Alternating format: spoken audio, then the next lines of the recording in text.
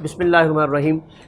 کل جہاں سے لیکچر کا اختتام کیا تھا وہیں سے اپنے کام کا آغاز کرتے ہیں بچے، اور کل کا جو ڈیٹا تھا اس کو میں ایک یا دو سینٹنسز کے اندر کنکلوڈ کرنے کی کوشش کرتا ہوں۔ کل جو ہم نے لرن کی تھی، دو امپورٹنٹ چیزیں لرن کی تھی کہ اس پورے کے پورے سلیبس میں جو لرن کرنے والی چیز ہے وہ ہے آرگنائزیشن کی انوائرمنٹ، اور انوائرمنٹ وہ فیکٹرز ہوتے ہیں جو آرگنائزیشن پر انفلوئنس پیدا کرتے ہیں، اور وہ آرگنائزیشن کا انفلوئنس آرگنائزیشن کے ان سائڈ سے بھی ہو سکتا ہے اور آرگنائزیشن کے آؤٹ سائڈ سے بھی ہو سکتا ہے۔ Very good.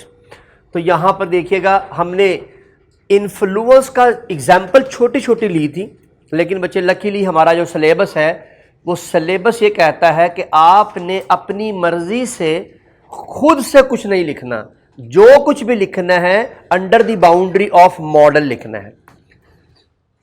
یہی والے سبجیکٹ، یہی والے کانٹینٹ جب آپ پاکستان سے باہر جتنی بھی اس سی اے کی یا اس اکاؤنٹنسی کی ڈگریز ہیں وہ ان ماڈلوں کی محتاج نہیں ہوتی، وہ ماڈل کے علاوہ کہتی ہیں کہ آپ خود سے جج کریں، جو کہ میرا خیال ہے ایک زیادہ پروفیشنل وے ہوتا ہے۔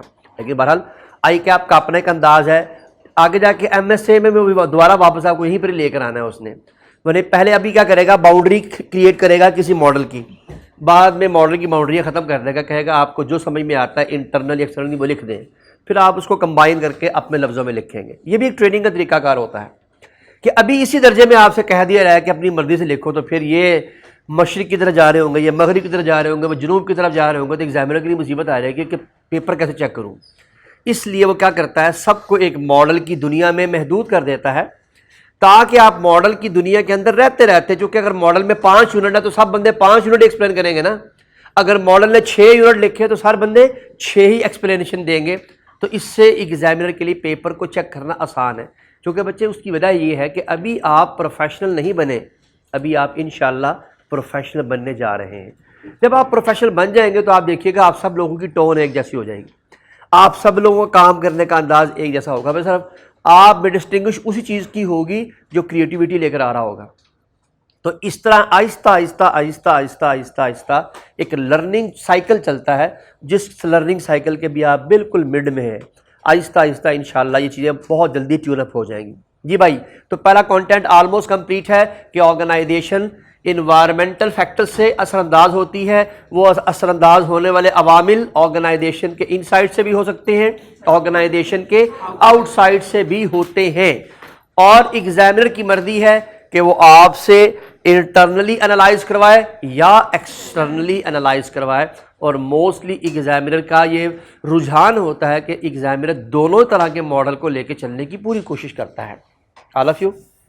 اور اس کے ساتھ ساتھ دوسری اہم چیز یہ تھی ہم نے کہا تھا اس معاملے کو آپ نے یاد رکھنا ہے کہ ہر سٹوڈنٹ آنسر دیتے وقت اپنے آنسر کو خود پروو کرے گا۔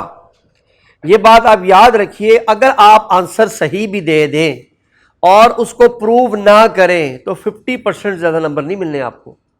مثال کے طور پر آپ نے کہہ دیا کہ organization facing a lot of problem, بس آگے یہ نہیں بتایا کہاں سے، کیوں، کس کی وجہ سے، آپ کو ریزن بتانی پڑے گی، اس ریزن کی وجہ سے۔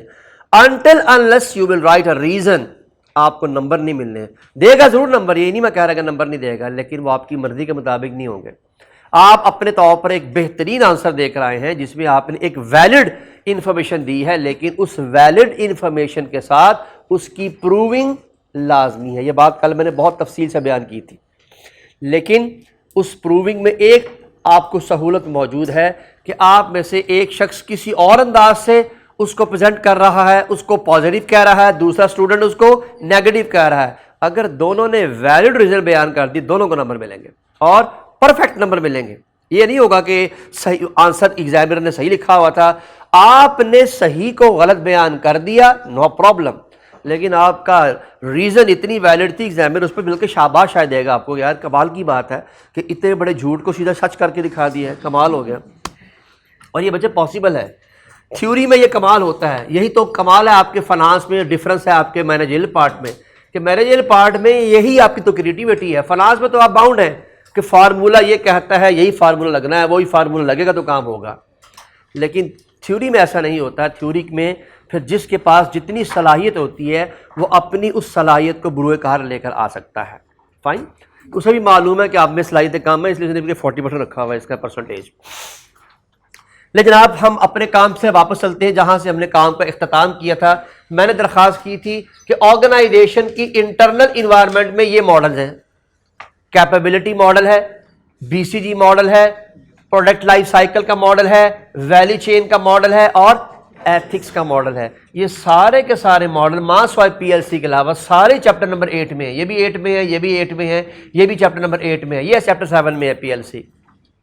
اور ایتھکس چیپٹر نمبر آپ کا علیحدہ سے 9 چیپٹر ہے جی، اور ایکسٹرنل انوائرمنٹ یہ چیپٹر 7 ہے، یہ بھی چیپٹر 7 ہے اور یہ بھی چیپٹر 7 ہے۔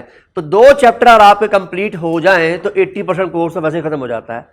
کس کے لحاظ سے؟ اپلائیڈ کے لحاظ سے، اپلائیڈ کے لحاظ چیپٹر 10 ہی ہیں، 10 ہی پڑھنے ہیں، لیکن پہلے 5 چیپٹر میں ہمیشہ آخر میں پڑھاتا ہوں، جو کہ میرے لیے وہ پڑھانا انتہائی مشکل ہوتا ہے۔ میں رٹے کا عادی نہیں ہوں، میں ہوں بیسیکلی لاجک سے پڑھانے والا آدمی، تو میرے لیے میں بھی وہ صبر کر کے پڑھاتا ہوں، تو اس وقت تک صبر آ چکا ہوتا ہے 5 چیپٹر پڑھنے کے بعد۔ چیپٹر 7، چیپٹر 8، چیپٹر 9 اور اس کے ساتھ آپ کا ایک چیپٹر نمبر 12 اور چیپٹر نمبر 6 بھی، چیپٹر 6، 7، 8، 9 اینڈ 12 ہے آپ کا رسک مینجمنٹ کا چیپٹر۔ گو کے ویسے ہے تو یہ دناس صاحب نے پڑھانا ہے، لیکن اس میں جو تھیوری کا پارٹ ہے وہ ریکویسٹ کیا کرتے ہیں کہ میں پڑھاؤں، وہ پھر فائنینشیل رسک مینجمنٹ سے اپنا کام شروع کر دیتے ہیں۔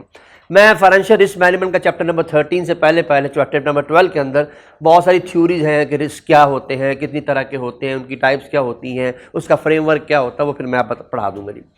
تو اس لیے وہاں تک پہنچتے پہنچتے آپ کا کورس آلموسٹ کمپلیٹ ہو چکا ہوتا ہے، اور آخری 5 چیپٹر 1، 2، 3، 4، 5 میں نے کل بتایا تھا 4 سے لے کے 6 نمبر تک سے زیادہ بڑا سوال اس پر نہیں آتا، آ بھی جائے گا تو تب بھی وہ اتنا ہی مینیجیبل ہوتا ہے جتنا وہ 4 سے 5 نمبر کے لیے مینیجیبل ہوتا ہے، آلموسٹ اتنے انداز سے آپ اس کو ڈسکس کریں گے۔ فائن جی، تو آج انشاءاللہ اللہ نے چاہا تو ہم چیپٹر نمبر 6 کا آغاز کرتے ہیں، لیکن کل آخری ایک چیز رہ گئی تھی، اب ذرا اس کو بھی انداز کو سمجھ لیجیے، یہ سمجھنے کا انداز ہے، اس کا ایگزام سے کوئی تعلق نہیں ہے۔ آپ نے جب بھی کسی آرگنائزیشن کا ان ڈیپتھ انالیسس کرنا ہوتا ہے، کیا کرنا ہوتا ہے بچے؟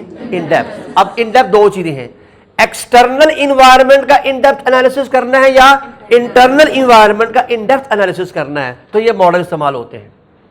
لیکن اگر آپ سے کہا جائے کہ ذرا سمری بیان کرو ان سب چیزوں کی، تو پھر سمری بھی ہوتی ہے، اور سمری کے لیے بھی آپ نے ایک ماڈل پڑھنا ہے۔ یہ ماڈل آپ کا چیپٹر نمبر 8 کے اندر ہے، اس ماڈل کا نام ہے SWOT analysis, strength, weaknesses, opportunities and threats.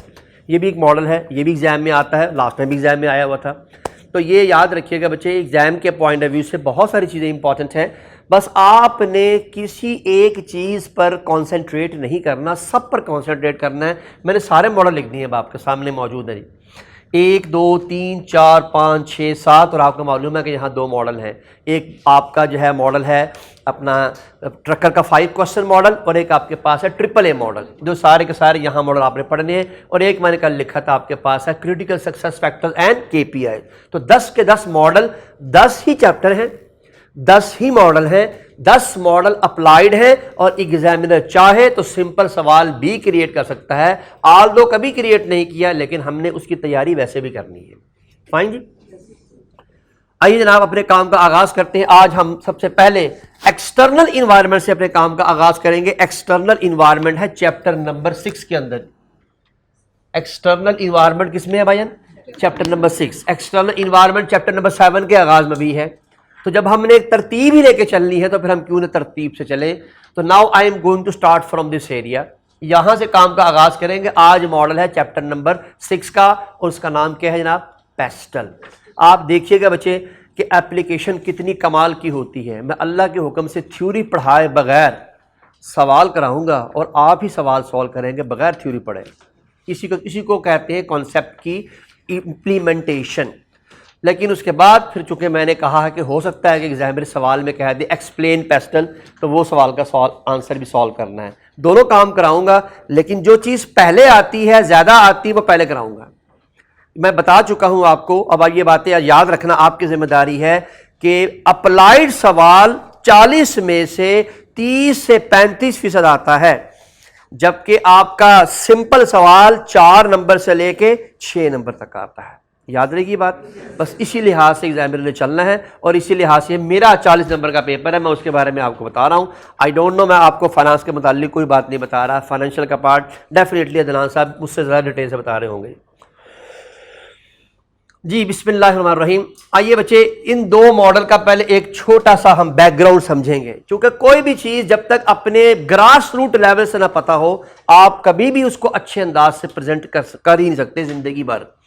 اور دوسرا میں یہ بات آپ کو بتا چکا ہوں کہ ان ماڈل سے آپ کی زندگی کا ابھی چولی دامن کا ساتھ ہے. ابھی آپ نے اس کو C503 میں بھی پڑھنا ہے, اسی کو MS2 میں بھی پڑھنا ہے.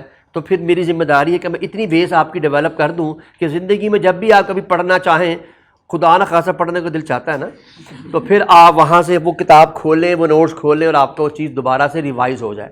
کیونکہ یہ تو میں نہیں کہہ سکتا کہ آپ کو زندگی بھر یاد رہے گا, چونکہ اتنے ساری چیزیں آپ نے پڑھ لینی ہوتی ہیں کہ آہستہ آہستہ وہ ذہن سے واش آؤٹ ہو جاتی ہیں.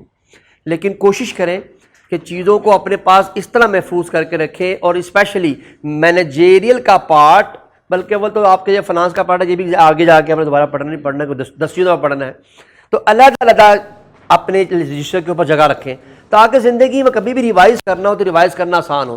ورنہ اگر آپ نے ایک پیج پہ آڈٹ لکھا ہوا ہے, اگلے پیج پہ ٹیکس لکھا ہوا ہے, اس سے اگلے پیج پہ کمپنی لا لکھا ہوا ہے, تو پھر آپ دوبارہ اس ڈیٹا کو فیچ نہیں کر سکتے, وہ ڈیٹا آپ کے ہاتھ سے گیا. اور حتیٰ کہ ایگزام کے لیے بھی وہ آپ کے لیے ناقابل استعمال ہو جاتا ہے. بہترین طریقہ ہوتا ہے کوئی 50 پیج, کوئی 60 پیج, کوئی 10 پیج, اس کے لیے آپ سیپریٹ کر لیں, اور اگر اللہ نہ کرے بڑھ جائیں تو ایک آدھا پیج بعد میں اس میں کاٹ کے پھر لگا لیں. کم پڑ جائے تو نو پرابلم, وہ تو پڑا رہے گا آپ کا, ضائع نہیں ہوگا آپ کا انشاءاللہ. تو اس لیے کوشش کریں ہر چیز کو آرگنائز کر کے چلیں تاکہ آپ چیزوں کو آسانی سے زندگی میں بار بار یوٹیلائز کر سکیں. جی بچے بسم اللہ الرحمن الرحیم. Our main topic is external environment. There are two different kind of external environment. If these two environmental factors are external, so why there is a difference?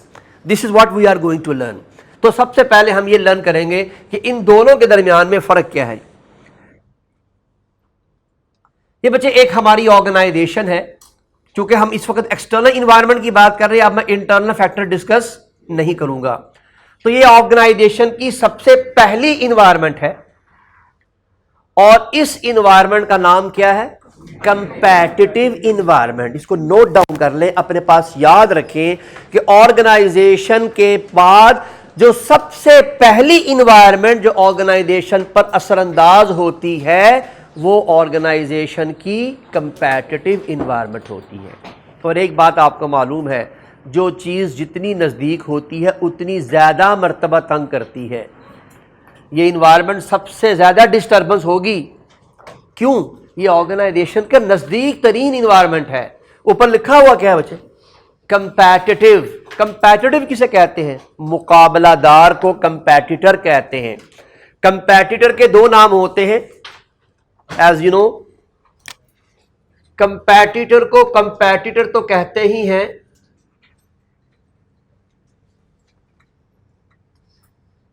لیکن سم ٹائم اس کو رائیول بھی کہتے ہیں. ان دونوں کا اردو میں ایک ہی مطلب ہے, مقابلہ دار, یعنی آرگنائزیشن کا جس سے مقابلہ ہوتا ہے.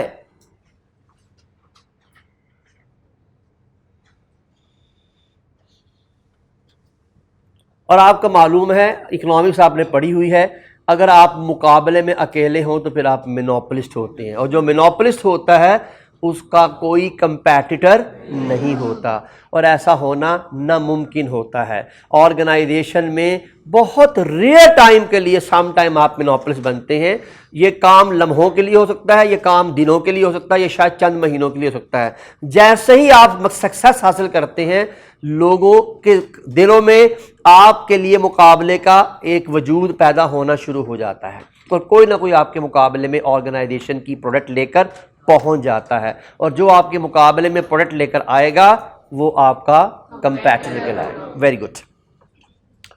سو آرگنائزیشن کی جو سب سے پہلی انوائرمنٹ ہے اس انوائرمنٹ کو ہم کہتے ہیں کمپیٹیٹیو انوائرمنٹ. انوائرمنٹ کا لفظ اب آپ کو پتا ہے, انوائرمنٹ وہ فیکٹر ہے جو آرگنائزیشن پر انفلوئنس پیدا کریں گے. Very good. کمپیٹیٹیو انوائرمنٹ میں ہم کرتے کیا ہیں؟ कंपैटिटिव इन्वायरमेंट में हम करते हैं सिंगल इंडस्ट्री एनालिसिस। एनालिसिस अब सबको पक्का याद हो जाना चाहिए। What is an analysis? The positive and negative impacts, बस।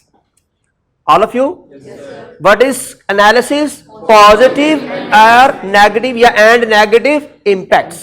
तो जितने भी ऑर्गेनाइजेशन के पॉजिटिव और नेगेटिव इंपैक्ट्स को आइडेंटिफाई किया जाता है उसे हम क्या कहते हैं? एनालिसिस। ऑल ऑफ यू, जी जनाब। तो हमने कहा कि ऑर्गेनाइजेशन के अंदर एनालिसिस किया जाता है कंपैटिटिव इन्वायरमेंट में, किसका? Single industry analysis. I guess कि आप सबको मालूम होगा इंडस्ट्री किसे कहते हैं। What is industry?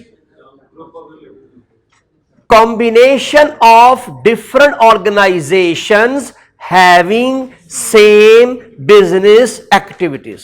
लिख ले अगर किसी को नहीं मालूम तो। What is the definition of industry? Combination of different organizations having same business activities.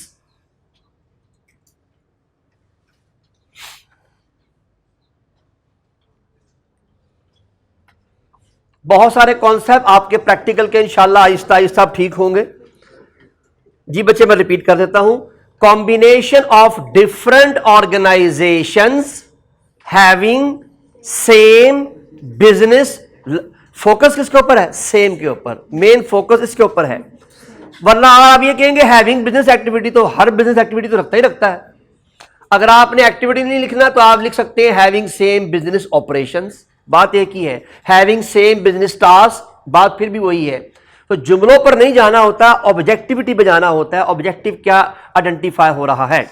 तो हम ये कह रहे हैं कि जो बहुत सारी ऑर्गेनाइजेशनों का मजमुआ होता है और वो तमाम का तमाम मजमुआ एक ही तरह का कारोबार करता है, उससे हम एक बिजनेस इंडस्ट्री कहते हैं। अब बच्चे प्लीज, आज से पहले आपका जो कॉन्सेप्ट था वो इंतहाई डिफरेंट था। आप एजुकेशन को एक इंडस्ट्री समझते थे। याद रखिए, एजुकेशन एक इंडस्ट्री नहीं है। एजुकेशन जो है बेसिकली एक और तरह का लफ्ज़ इस्तेमाल होता है। असल में इंडस्ट्री ये है कि जहां पर एक ही तरह की बिजनेस। अब आप कह सकते हैं सीए इज एन इंडस्ट्री। अब देखिए यहां पर इस पूरी पट्टी में 7 या 8 इदारे हैं, वहां से शुरू होते हैं और इस जो है फैसल टाउन के गोल चक्कर तक जाते हैं। 7 या 8 इदारे हैं, ये सारे के सारे क्या हैं? एक इंडस्ट्री। अगर मैं ये कह दूं कि एजुकेशन इज एन इंडस्ट्री, तो फिर पंजाब यूनिवर्सिटी को कहां प्लॉट करेंगे? क्या पंजाब यूनिवर्सिटी सीए का मुकाबलेदार है? तो हमने तो कहा था इंडस्ट्री वो होती है जिसमें बेशुमार ऑर्गेनाइजेशनें होती हैं, सबका एक कारोबार होता है। एक कारोबार होगा तो वो एक दूसरे के मुकाबलादार होंगे ना। जब कारोबार ही एक नहीं है तो मुकाबला कैसे हो सकता है? ये कैसे मुमकिन है कि एक बंदा आईसीएस कर रहा है, दूसरा बंदा सीए कर रहा है? बड़ा मुकाबला, टफ है जी। How this is possible? There is no competition between these two different kind of professions. Although there is accounting degree, this is accounting degree. हाँ जी, आप ये जरूर कह सकते हैं एक इदारा सीए करा रहा है, एक इदारा एसीसीए करा रहा है, एक इदारा आईसीएमएपी करवा रहा है, एक इदारा सीमा करवा रहा है, एक इदारा आईसीडब्ल्यू करा रहा है। चूंकि ये सारी की सारी ऑलमोस्ट बराबर की डिग्री है और सारी की सारी अकाउंटेंसी की डिग्री है, यहां इसको एक इंडस्ट्री कहा जा सकता है। तो याद रखिए बच्चे, प्रैक्टिकल लाइफ की इंडस्ट्री में और थ्योरेटिकल लाइफ की इंडस्ट्री में ज़मीन आसमान का फ़र्क है। प्रैक्टिकल लाइफ में आप सारी दुनिया के एजुकेशन को कह दीजिएगा ये एक इंडस्ट्री है, कोई आपको नहीं रोकेगा, लेकिन ये वाला एग्जामिनर आपको इस बात से नाराज़ होगा। यहाँ इंडस्ट्री है जहाँ एक तरह का काम है। What about petrol pumps?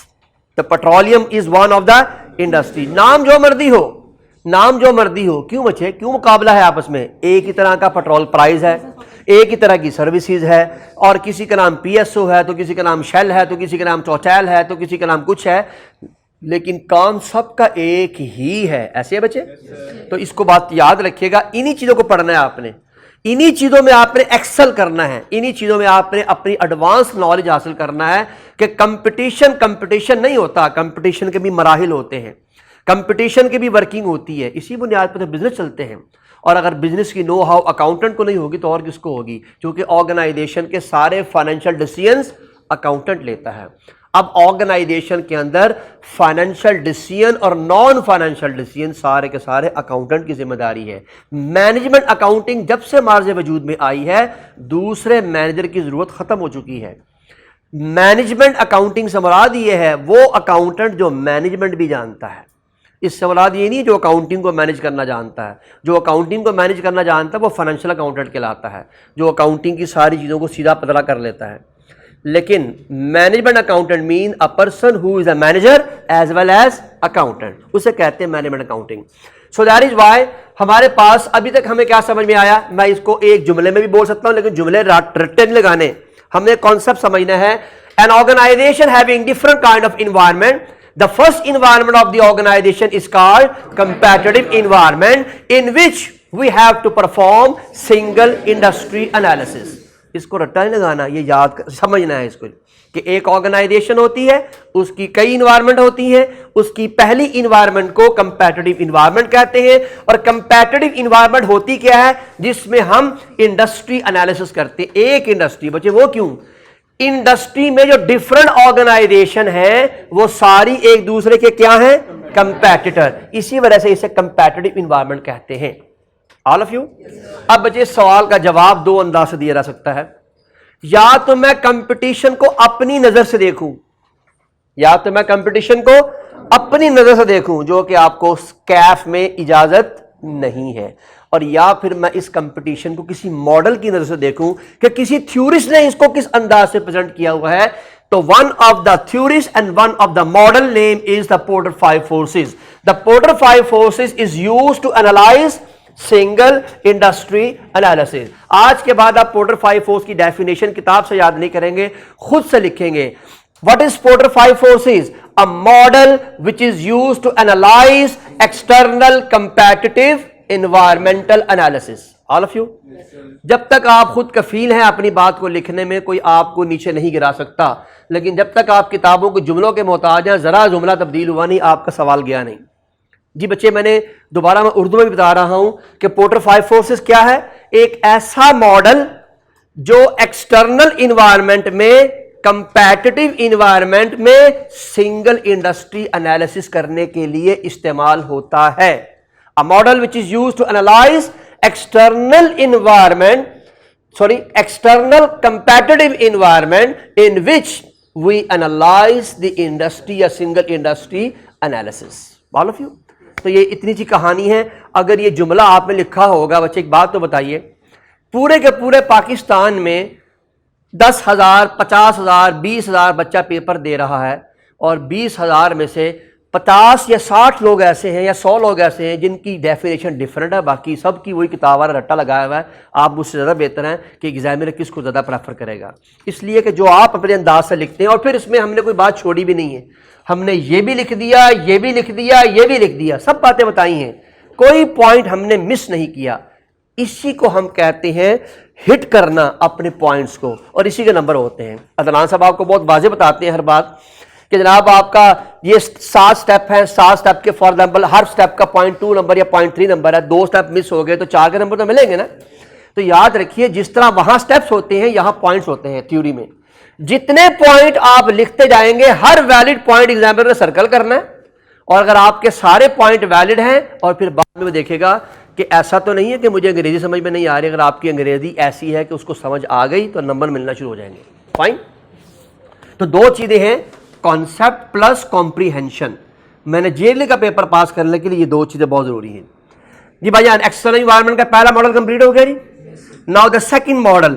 The second model is a big environment that is considered as macro environment. اب آپ کو معلوم ہے کہ میکرو انوائرمنٹ میں کون سا ماڈل لگے گا جی, پڑھنا ہی آپ نے 2 ہیں تو یقین آپ کو پتا ہے, ایک ہو گیا تو دوسرا یہی ہے. انشاءاللہ جب آپ پہنچیں گے سی فیم میں تو پھر وہاں جا کے اس ماڈل کو آپ ذرا اور ڈیٹیل سے پڑھیں گے, وہاں پر پھر 3-4 ماڈل اور بھی آئیں گے.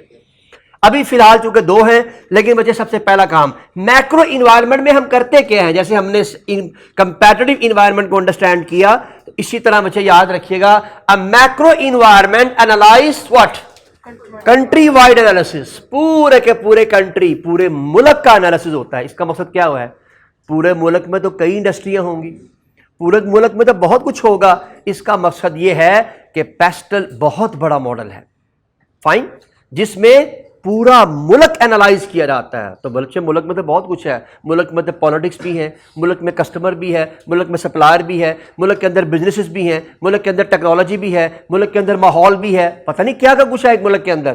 وہ سارا کچھ اینالائز کرنا ہوتا ہے ایک بزنس مین نے. All of you very good. So اس کی ڈیفینیشن کیسے ڈیولپ کریں گے؟ PESTEL, a model which is used to analyze external macro environmental analysis. اتنا بھی لکھ دیں اگر آگے تفصیل لکھنی ہے. in which we have to analyze the whole country, جس میں ہم پورے کے پورے ملک کو انالائز کرتے ہیں. پورے کے پورے ملک کو انالائز کرنے کے لیے ہم نے جو اس ماڈل کا سہارا لیا ہے اس کا نام کیا ہے؟ پیسٹل. نہیں بس یہیں سے میں اپنے کام کا اختتام کر رہا ہوں جی. Now I am going to start PESTEL. Chapter number 6 ہے جی آپ کا. چیپٹر نمبر 6 کا آغاز ہے. آپ دیکھ سکتے ہیں کتاب میں کہیں کوئی ڈیٹا نہیں دیا ہوا.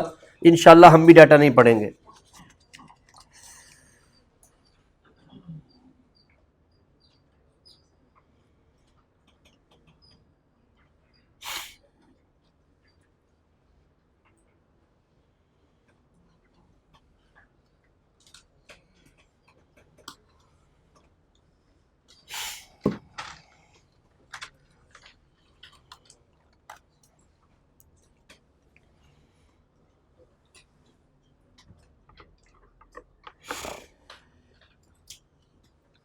ہاں جی, اللہ کا نام لے کے شروع کریں جی.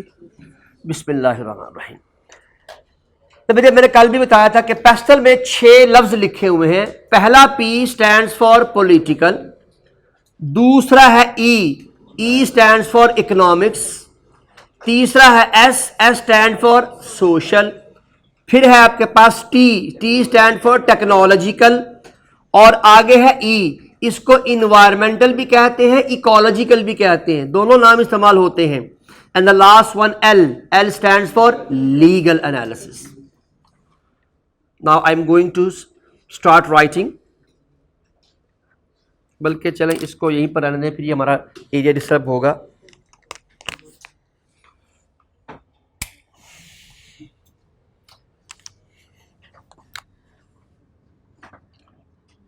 P for political,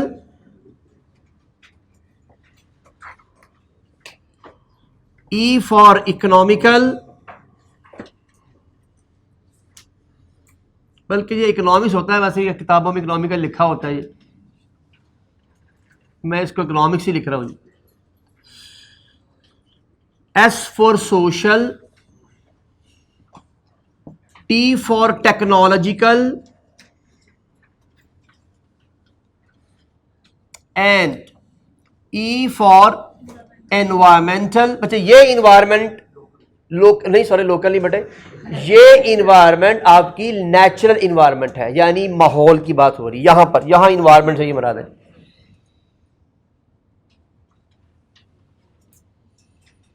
اس کو انوائرمنٹل بھی کہتے ہیں اور اس کو ایکولوجیکل بھی کہتے ہیں. And the last one is L for legal analysis. تو ٹوٹل کتنے انالیسس پرفارم کرنے ہیں؟ 6.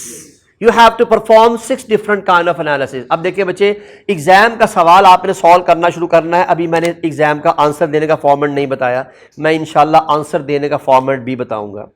آپ کو ہر چیز فالو کرنی ہے. اگر آپ نے فل فلیج نمبر لینے ہیں تو پھر آپ کو اس کام میں یہ سارے کام پرفارم کرنے پڑیں گے, ورنہ آنسر ہوتا ہے. ایک وہ اسٹوڈنٹ جو ایک انفارمل آنسر دیتا ہے وہ بھی آنسر ہوتا ہے, اور ایک وہ اسٹوڈنٹ بھی ہوتا ہے جو فارمل آنسر دیتا ہے. You will try your level best to give the formal answer to your examiner if you want to get more marks. اگر آپ کا دل چاہتا ہے کہ بس ٹھیک ہے یار کوئی بات نہیں, پیپر ہی پاس کرنا ہے, تو پھر کوئی بات نہیں, پھر آپ کا جیسے دل چاہے آپ کام کر سکتے ہیں.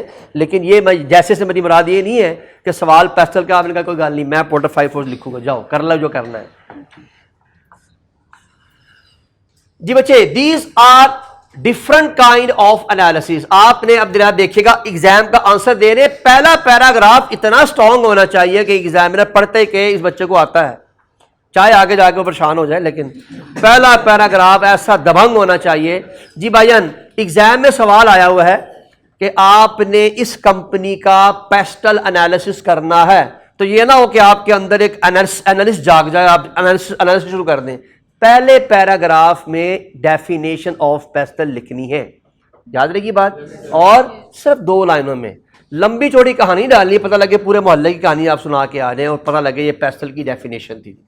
سمپل لائن میں کیا بتایا تھا, ماڈل آپ نے لکھا پیسٹل, جی جی ایکسٹرنل میکروما, بس اتنی بات ہی لکھ دیں, آگے نہ بھی لکھیں. اور in which we have to perform 6 different kind of analysis, political analysis, social analysis, فلانا فلانا فلانا.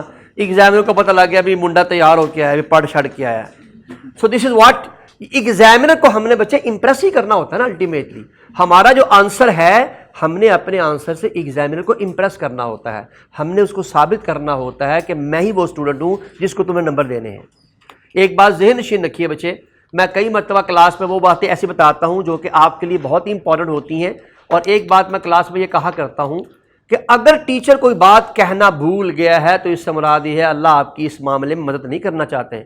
ورنہ جب کبھی زندگی میں انشاءاللہ آپ میں سے کئی لوگ یہاں آئیں گے پڑھانے کے لیے, یہ جگہ ایسی ہے جہاں پر کئی لوگ آتے ہیں پڑھانے کے لیے. جب آپ یہاں کھڑے ہوں گے آپ دیکھیے گا یہاں پر کئی مرتبہ آپ گھر سے وہ چیز سوچ کر بھی نہیں آتے, اللہ آپ کے منہ سے نکلوا دیتے ہیں. اس لیے کہ جب اللہ نے اسٹوڈنٹ کی مدد کرنی ہوتی ہے تو ٹیچر کی کیا مجال ہے کہ وہ نہ بتائے, اللہ اس کے منہ سے نکلوا دیتے ہیں. اور کئی مرتبہ ہم گھر سے سوچ کے آتے ہیں آج یہ بتانا ہے, اگلے دن جا کے یاد آتا کہ وہ تو بتایا ہی نہیں تھا. دا ریزن از واٹ, اس لیے کہ اللہ کی شان ہے. اللہ نے اگر آپ کی مدد کرنی ہوتی ہے تو آپ اس چیز کو اللہ آپ تک پہنچا دیتے ہیں. اس میں ٹیچر کا کمال کوئی نہیں ہوتا, یہ اللہ کی شان ہوتی ہے کہ اللہ نے کیا آپ تک پہنچانا ہے. تو یہ بات آپ یاد رکھیے کہ بہت ساری چیزیں ایسی ہیں جن کو آپ بہت دھیان سے اس بات کا خیال رکھیں گے کہ ایگزام کے اندر جب آپ آنسر دے رہے ہوتے ہیں تو آپ کے آنسر کے اندر نہ صرف ویلڈ پوائنٹ بلکہ اس کے ساتھ ساتھ کنسائزنس بہت ضروری ہوتی ہے. آپ جتنا جملہ چھوٹا لکھیں گے اور اس میں معلومات زیادہ ہوگی اتنا ہی زیادہ آپ ایگزام میں نمبر بھی حاصل کریں گے. اور یہی چیز آپ نے ثابت کرنی ہوتی ہے. جی بھائی میں ایک بات بتا رہا تھا جی کہ یاد رکھیے گا ایگزامینیشن ہال میں جب آپ آنسر دیں گے, آنسر دیتے وقت آپ نے یہ دماغ میں رکھنا ہے کہ آپ یہ آنسر ایک ایسے طالب علم کو دے رہے ہیں جس کو پڑھنا نہیں آتا. سنیے میری بات, you are writing an answer for the layman not for the professional. The reason is what, جب آپ آنسر پڑھیں گے تو آپ آنسر پڑھنے کے بعد یہ انالائز کریں گے کیا اس آنسر کو پڑھنے کے بعد ایک ایسا اسٹوڈنٹ جس کو یہ نہیں پتا تھا کیا یہ میرا آنسر پڑھنے کے بعد اس کو سمجھ میں آ جائے گی. اگر آپ کو یہ دل آپ کا کہہ رہا ہے کہ ہاں سمجھ میں آ جائے گی تو آپ کو نمبر بھی ملیں گے. اور اگر آپ کو لگ رہا ہے کہ مجھے بھی سمجھ نہیں آ رہی تو بس پھر آپ خود ہی اپنا انالیسس کر لیجیے گا کہ آپ کیا کر کے آئے ہیں. آل آف یو, یہ بچے میں یہ آپ کے صرف سی فیب کے پیپر کی بات نہیں, کیف کے پیپر کی بات نہیں کر رہا میں, یہ آج کے بعد زندگی بھر کے لیے یاد رکھیے, your examiner is your student. Your examiner is your student. آپ نے ایک طالب علم کو جس طرح سے پڑھانا ہے. اب یہ دیکھیں میں آپ کو کیف کا پیپر پڑھا رہا ہوں, میں نے اس انوائرمنٹ میں ابھی تک پڑھا ہے کم از کم جو ہے میری کلاس جو ہے وہ جتنے میں بھی شروع ہوئی تھی, میں نے ابھی تک جتنا بھی کیا ہماری کلاس 8:30 بجے شروع ہوتی تھی, 8:45, اس وقت تقریباً 35 منٹ ہو گیا پڑھاتے ہوئے. ابھی تک میں نے کوئی کام کی ایک لائن نہیں پڑھائی آپ کو, ابھی تک صرف میں آپ کو ماحول, انوائرمنٹ, اس طرح کی باتیں بتا رہا ہوں. یہی بات میں اگر پروفیشنل کلاس کو پڑھا رہا ہوں تو یہ کام میں 5 منٹ میں کر کے آگے پہنچ چکا ہوتا ہوں. ریزن از واٹ, اس لیے کہ اس کو پتا ہوتا ہے, اس کو صرف ہنٹ دینا ہوتا ہے, لیکن آپ کے لیے مجھے اس کو ایکسپلین کرنا ہے. تو واٹ آئی ایم ڈوئنگ, میں ایک طالب علم کو سمجھانے کی کوشش کر رہا ہوں جس کو یہ بات پہلے سے پتہ نہیں. یہی کام آپ نے کرنا ہے. آپ نے کہنا ہے کہ میں یہ آنسر دوں تو پڑھنے والے کو پڑھتے ہی سمجھ میں آ جائے. جو یہ لکھ کے سوچتا ہے نا کہ اچھا میں پڑھ لوں گا یار, اس کو آتا وہ پڑھ ہی لے گا, تو بس نہ اس نے پڑھنا ہے نہ آپ کو نمبر ملنے ہیں. اس لیے کہ وہ پڑھنے والا بھی اس بنیاد پر پڑھتا ہے کہ اگر میرے علاوہ اسے کوئی لے مین پڑھے تو کیا یہ بات اس کو سمجھ میں آ جائے گی. اگر وہ یہ سمجھتا ہے کہ ہاں یہ بات اس کو سمجھ میں آ رہی ہے تب نمبر دیتا ہے. یہ بات میں نہیں بتا رہا, کبھی آپ انشاءاللہ زندگی میں آئی کیپ کے ساتھ اٹیچ ہوں گے, آئی کیپ کے ممبر بنیں گے, پھر آپ کو یہ باتیں خود ہی وہاں کے ایگزامنر بتا دیں گے کہ ہم کس بنیاد پر بچے کا پیپر چیک کرتے ہیں, ہمیں کس طرح کی معلومات دی جاتی ہے. تو یہ سب سے پہلی انسٹرکشن ہوتی ہے کہ whenever you are going to read the answer of the student, first of all you must understand whether this would be understandable for the layman or not. If it is understandable for the layman, then you give the maximum marks.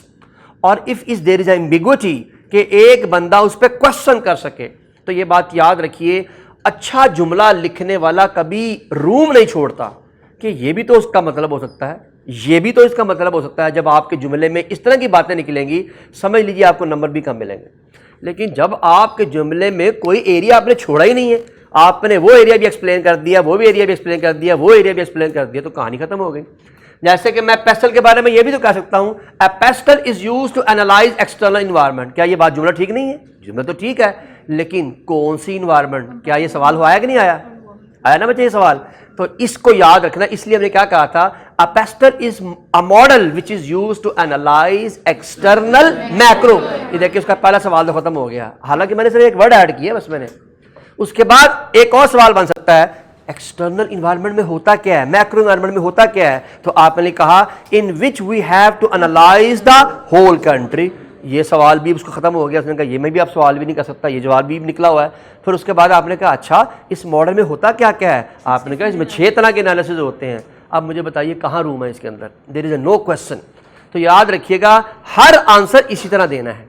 میں جو اتنا time لگا رہا ہوں شروع میں، اس کا مقصد صرف یہ ہے کہ ابھی آپ کو میں نے الائن کرنا ہے، اس کے بعد انشاءاللہ میں بتاتا جاؤں گا اور آپ اس کو سمجھ کے خود سے لکھتے رہیں گے، اور انشاءاللہ ایک وقت ایسا بھی آئے گا آپ اس میں سے بہت ساری غلطیاں نکالیں گے، نہیں سر یہ بات بھی تو کام ہے، یہ بات بھی تو کام ہے۔ جب وہ باتیں آپ کو کم لگیں گی پھر وہ آپ کو ایڈ کرنی پڑے گی۔ اول تو انشاءاللہ اللہ نے چاہا تو ایسا نہیں ہوگا، لیکن پھر بھی اگر کسی کے پاس کوئی ایسی معلوماتی چیز آتی ہے تو one should add that information, لیکن پہلے مجھے پوچھ لینا کہ وہ واقعی امپورٹنٹ بھی ہے کہ نہیں ہے، پتہ لگے آپ کے دماغ میں بہت امپورٹنٹ ہو اور اس کی کوئی ویلیو نہ ہو۔ فائن جی؟ تو اپنی کریٹیوٹی کرنے سے پہلے مجھ سے ایک مرتبہ، مجھ نااہل سے ایک دفعہ پوچھنا ہے آپ نے جی۔ So different kind of analysis we have to perform. آئیے بچے اب ہم اس کو پریکٹیکلی دیکھتے ہیں کہ میں ایک اسٹوڈنٹ ہوں کہ ایگزام میں سوال آیا ہے، آپ کو معلوم ہے کہ ایگزام کا سوال پیراگراف کی شکل میں ہوتا ہے، یہ مختلف پیراگراف میرے سامنے ہیں، and I am a student going to solve the question. مجھے کیسے پتا لگے کہ ایگزام کے اندر یہ کون سا ڈیٹا پولیٹیکل کا ہے، کون سا ڈیٹا اکنامکس کا ہے، کون سا ڈیٹا سوشل کا ہے، کون سا ڈیٹا ٹیکنالوجی کا ہے؟ یاد رہے گی یہ بات؟ تو سب سے پہلے یہ ڈھونڈنا ہے، اسے ہم کہتے ہیں searching of data according to the model. اس کے لیے ایک لفظ استعمال کیا جاتا ہے، اسے ہم کہتے ہیں ڈیٹا سیگمنٹیشن۔ کیا کہتے ہیں بچے؟ یہ لفظ یاد رکھنا، مجھے نہیں پتا کہ پریکٹیکل لائف میں یہ لفظ استعمال ہوتا ہے کہ نہیں ہوتا، لیکن میں جب آپ کو یاد کراؤں گا میں ہمیشہ یہ لفظ بولوں گا، ڈیٹا سیگمنٹیشن۔ تو جب بھی میں کلاس میں ڈیٹا سیگمنٹیشن کا لفظ بولوں تو اس سے مراد یہ ہے کہ ہم نے ماڈل سے ریلیٹڈ انفارمیشن ڈھونڈنی ہے۔ آل آف یو، چاہے آپ اس کو کسی جگہ استعمال کریں اس لفظ کو یا نہ کریں، ہم آپس کی انڈرسٹینڈنگ کے لیے اپنے کچھ جارگنز یا اپنے کوڈ ڈیسائیڈ کر رہے ہیں، جس میں ایک، اور یہ کوڈ نہیں ہے ویسے میں آپ کو بتا دوں، یہ پریکٹیکلی ایسے لکھا جاتا ہے، ڈیٹا سیگمنٹیشن۔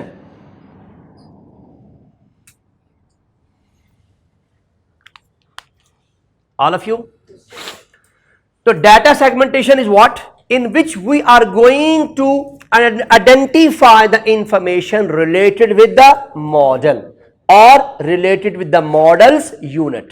تو اس ماڈل کے کتنے یونٹ ہیں؟ 6 یونٹ ہیں۔ اب یہاں پر 6 کا ڈیٹا ڈھونڈنا ہے۔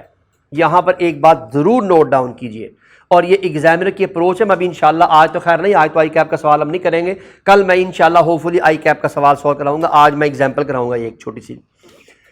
تو بچے آئی کیپ میں آپ سوال سالو کرتے وقت اس بات کا یاد رکھیے کہ یہ چوئنگم نہیں ہے کہ جس کو کھینچ کے 6 پہ پورا کرنا ہے۔ یاد رہے گی بات؟ ممکن ہے اس نے 4 کا ڈیٹا دیا ہو، سن رہے ہیں میری بات؟ ممکن ہے کتنے کا ڈیٹا دیا ہو؟ 4 کا، ممکن ہے 5 کا، ممکن ہے 6 کا بھی دیا ہو، ممکن ہے صرف 2 کا ڈیٹا دیا ہو۔ اب یہی تو دھیان رکھنا ہے، جس کا ڈیٹا نہیں دیا وہ بھی ایگزامینر کو بتانا ہے کہ information related with this unit is not clearly available in the case study. اور یاد رہے گی بات؟ اگر یہ نہیں لکھو گے اس کا نمبر بھی کٹیں گے، اگر یہ نہیں لکھو گے اس کا نمبر بھی کٹیں گے۔ اب یہ کام تھوڑا مشکل ہو گیا ہے، میں نے کہا تھا نا میٹھا تھوڑا تیز ہوگا۔ تو اب آپ ڈیٹا ڈھونڈ رہے تھے، یہ بھی مل گیا، یہ بھی مل گیا، یہ بھی مل گیا، یہ نہیں ملا، تو آپ کیا لکھیں گے؟ Information regarding technological analysis is not clearly mention in the question یا ان دا کیس اسٹڈی۔ یہ نہیں کہنا کہ اویلیبل نہیں ہے، اتنا زور نہیں لگانا کہ not available in the case study, آپ نے کہنا ناٹ کلیئرلی اویلیبل، یعنی آنسر دینا تھوڑا منافقانہ قسم کا، کہ اس کو لگے کہ یار یہ بڑا غریب آدمی نہیں ڈھونڈ سکا بیچارہ، نہیں مل سکا اس کو، اس طرح کا آنسر بڑا عاجزی، بڑی انکساری رکھنی ہے اپنے ایگزامینر کے سامنے، اس کے سامنے بالکل آنکھیں نہیں دکھانی، اس کو چوڑا نہیں ہونا اس کے سامنے، آہستہ آہستہ اس کو بتانا سر مجھے لگ رہا ہے کہ نہیں کی انفارمیشن، اگر اس کا دل چاہے تو پھر وہ سمجھ سکتا کہ ہاں یار واقعی میں نے اس کو بڑا چھپا کے رکھا ہوا تھا، بچے کو نہیں مل سکی، تو وہ اس کے اندر ایک سافٹ کارنر ہے۔ جب آپ نے کہا ناٹ اویلیبل، میں نے کہا اچھا تیری ایسی تیسی، میں نے دسنا ہے پئی ہوئی ہے، بی کیئرفل اباؤٹ اٹ، اپنے آپ کو تھوڑا ریلیکس رکھ کے جملہ یاد رکھیے بچے، انسان جو ہے وہ اپنی گفتگو سے، اپنی بات کرنے کے انداز سے تبھی معیار بناتا ہے نا اپنا۔ اللہ کے نبی نے یا اسلام نے یا اس کے علاوہ آپ کیا کہتے ہیں کہ تول کر بولو، اس سے کیوں مراد ہے؟ اس سے مراد ہے کہ جب آپ بولیں تو آپ کے جملے ایسے ہونے چاہیے، ورڈ ایسے ہونے چاہیے کہ اس پہ آپ بیلنس رہیں، آپ کی شخصیت، آپ کا معیار، آپ کی زندگی لوگوں کو نظر آئے کہ ہاں یار بڑی مشکل حالات میں بہت ہی اچھی بات کہا گیا، ورنہ اس کو بڑے برے انداز سے بھی کہا جا سکتا تھا۔ تو اپنے آپ کو ایک بہتر انداز سے پریزنٹ کرنا یہ بھی ایک کمال ہوتا ہے، چونکہ تھیوری ہے بچے، آپ نے ہر جملہ تھیوری میں لکھنا ہے، نومیریکل تو ہے نہیں کہ آپ 4 یا 5 لکھ کے آپ کی جان چھوڑ جائے گی۔ سو بی کیئرفل، میں نے کیا جملہ بولا ہے جی، یہ جملہ آج کے بعد نوٹ ڈاؤن کر لیں، جب تک اب آپ سی فیب ایم ایس اے میں ہیں یہ یہی ہونا ہے۔ کیا جملہ کہا ہے؟ انفارمیشن ریگارڈنگ دس یونٹ، یہ نو ٹیکنالوجی لکھ دے، پتہ لگے سوال پولیٹیکل کا، سر نے کہا تھا ٹیکنالوجی لکھنی، وہاں ٹیکنالوجی لکھ کے آ جائیں آپ۔ Information regarding this unit is not clearly mention in the case study, all of you, بس، یا ان دا کوشچن، جو آپ کا دل چاہے دونوں لکھ سکتے ہیں۔ تو آپ نے بس اتنی بات کہہ کے ایگزامینر سے جان چھڑانی ہے، اور اگر آپ کی بات ٹھیک ہوئی تو اس کے نمبر ہیں، اور اگر ٹھیک نہ ہوئی تو نمبر کٹیں گے۔ ہو سکتا ہے انفارمیشن ہو، لیکن انشاءاللہ میں اللہ سے امید رکھتا ہوں، کم از کم میرا طالب علم جو مجھ سے پڑھ کے گیا ہے انشاءاللہ ایسا کبھی نہیں ہوگا کہ اس کو یہ ڈیٹا نہ ملے، انشاءاللہ مجھے اللہ کی ذات سے امید ہے۔ I try my level best کہ میں اتنا آپ کو سمجھا دوں، اتنا آپ کے دماغ میں اس طرح سے فکس کر دوں کہ آپ کو انفارمیشن دور سے بھی پتہ لگ جائے گا، اچھا یہ تو پولیٹیکل کا ڈیٹا ہے، یہ تو سوشل کا ڈیٹا ہے، یہ اکنامکس کا ڈیٹا ہے، یہ فلاں کا ڈیٹا ہے۔ اتنی پریکٹس کرانا میری ذمہ داری ہے، باقی آپ کی مرضی ہے جی، آپ اس کو کس انداز سے پرسیو کرتے ہیں، کتنا یاد کرتے ہیں، کتنا یاد کر کے رکھتے ہیں، کیونکہ یہ تمام کے تمام ایریاز میرے ایریا آف اسپیشلائزیشن ہیں، میں ان میں باقاعدہ اسپیشلائز ہوں، باقاعدہ یہاں آپ کی نظر میں نہیں بلکہ اساتذہ کی نظر میں 27 سال ہو گئے مجھے یہی پڑھاتے ہوئے، اور صرف اسی لیول پہ نہیں، میں سیما کو بھی، آئی سی ڈبلیو کو بھی، سیما کو، اے سی سی کو تو خیر بہت زیادہ پڑھایا، یہ ٹاپک، یہ ماڈل بہت زیادہ پڑھائے ہیں میں نے، پاکستان میں بھی پڑھائے ہیں، پاکستان سے باہر بھی پڑھائے ہیں، تو میرے لیے یہ چیزیں ایسے ہی ہیں جیسے سوئے ہوئے مجھے کوئی نام پوچھ لے آپ کا نام کیا تو آپ کہیں گے یار میرا نام ہے گا، اور آپ پھر دوبارہ سو جائیں گے، تو سیم ود می، میرے لیے یہ چیزیں ایسی ہیں، لیکن آپ کے لیے یہ نام پہلی مرتبہ ہے، آپ کے لیے یہ کام پہلی مرتبہ ہے۔ سو that is Y I am trying my level best کہ میں آپ کو ہر اینگل سے سیکیور کر کے خاص انداز سے وہ چیز سمجھا دوں تاکہ اللہ کی رحمت سے کل کو آپ یہ سمجھانے والے بن جائیں۔ تو میں نے عرض کرتا ہوں کہ میں ہمیشہ کلاس میں ایک بات کہا کرتا ہوں کہ میں مرید نہیں بناتا، میں ہمیشہ پیر بناتا ہوں، سمجھتے ہیں بچے؟ مرید کیا ہوتا ہے کہ ہمیشہ آپ میرے محتاج رہیں گے، جب میں آپ کو پیر بنا دوں گا پھر لوگ آپ کے محتاج ہوں گے، آپ کے پیچھے چلیں گے انشاءاللہ۔ تو آپ نے اس کو ایسے سیکھنا ہے کہ آپ لوگوں کی مدد کر سکیں، لوگوں کو بتا سکیں، لوگوں کو سمجھا سکیں، لوگوں کو پڑھا سکیں۔ آل آف یو، تو کم ٹو دی پوائنٹ، میں نے 2 اہم باتیں بتائی ہیں بچے کہ آپ نے ڈیٹا سیگمنٹیشن کرنی ہے۔ سب سے پہلے میں آج ڈیٹا سیگمنٹیشن سکھاؤں گا۔ ڈیٹا سیگمنٹیشن سب سے پہلا کام ہوتا ہے آپ کے آنسر کے اندر کہ آپ نے ڈیٹا کو ریلیٹ کرنا ہے کیس اسٹڈی کے ساتھ اکارڈنگ ٹو دی ماڈل، جس میں آپ نے ڈیٹا ڈھونڈنا ہے کہ اس میں پولیٹیکل کا ڈیٹا کہاں ہے، سوشل کا ڈیٹا کہاں ہے، اکنامکس کا ڈیٹا کہاں ہے، یہ سب چیزیں آپ نے ڈھونڈنی ہے۔ آل آف یو، آئیے میں آپ کو ڈھونڈنے کا طریقہ بتاتا ہوں۔ اس کے بعد جب یہ کام آپ کر لیں گے، اس کے فوراً بعد آپ نے کیا بتانا ہوتا ہے،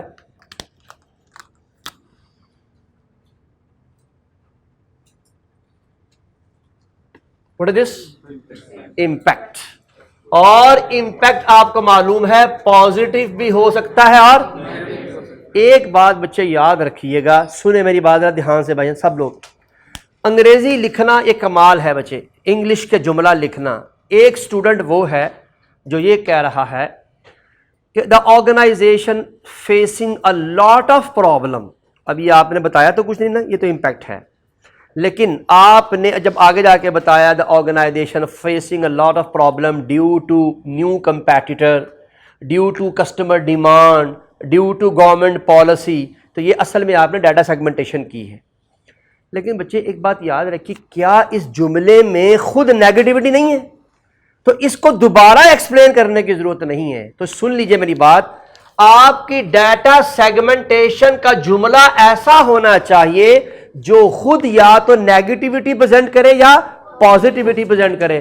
علیحدہ سے لکھنے کی ضرورت نہیں ہے this will create a negative impact toward the organization. یہ جملہ لکھنے کی ضرورت نہیں ہے. آپ کا پہلا جملہ ہی اتنا زیادہ کمپریہنسو ہونا چاہیے. لیکن اگر آپ سمجھتے ہیں کہ نہیں یار میں یہ نہیں کر سکتا, تو پھر برائے مہربانی جو میں نے اگلی والی بات کہی پھر وہ کر دیجیے گا. فار ایگزامپل آپ نے کہا the organization market share is declining, so this will create a big problem for the organization. اب آپ یہ لکھ دیں. لیکن بچے کیا خیال ہے ڈکلائن خود اس سال نیگیٹو نہیں ہے؟ تو خود نیگیٹو ہے, آپ کو بتانے کی ضرورت نہیں ہے. ہاں اس نیگیٹیوٹی کی وجہ سے جو عمل ہونا ہے وہ بتا دیں کہ اب if the organization sale is becoming decline, تو آپ کہہ سکتے ہیں کہ اس سے آرگنائزیشن کی کیش فلو میں پرابلم آ سکتی ہے, آرگنائزیشن کے اگلے نیو پروجیکٹ کو مینیج کرنے میں پرابلم آ سکتی ہے, سیلری دینے میں پرابلم آ سکتی ہے, وہ آپ بیان کر سکتے ہیں. اور بات سمجھ میں آ رہی کچھ؟ چلیے آگے چلتے ہیں بچے.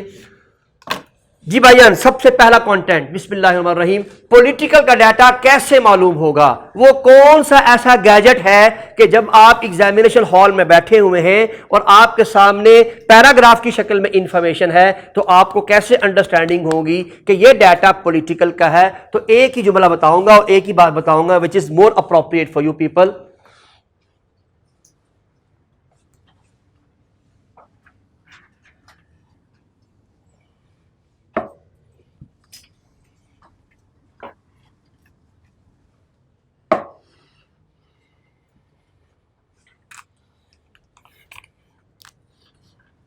بسم اللہ الرحمن الرحیم. پولیٹیکل یا لیگل؟ میرے فوکس آ رہا ہے اس کے اوپر آپ کا؟ میں آپ کو نہیں کہہ رہا, میں اس کو کہہ رہا ہوں یار.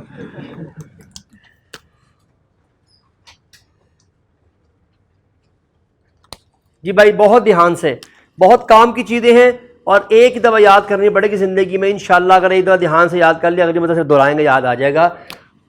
جب آپ کو کیس اسٹڈی میں کس کا ڈیٹا نظر آئے, جہاں لگے کہ یہ ڈیٹا گورنمنٹ کا, ٹھک کر کے ڈیٹا یا پولیٹیکل ہے یا لیگل.